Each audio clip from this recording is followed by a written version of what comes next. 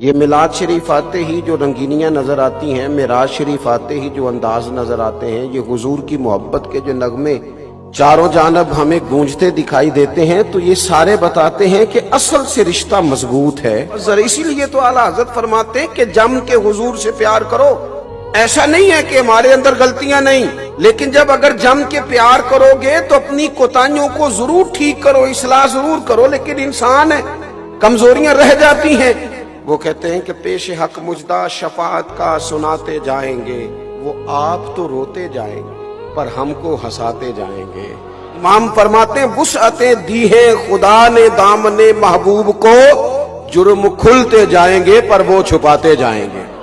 اور پھر کسی نے کیا اس پر خوبصورت حاشیہ دیا، اس نے کہا اگر ایسی بات ہے نا تو ٹھیک ہے، پھر حشر میں ہوگا ہمارا داخلہ بھی شان سے، ہم یا رسول اللہ کا نعرہ لگاتے جائیں۔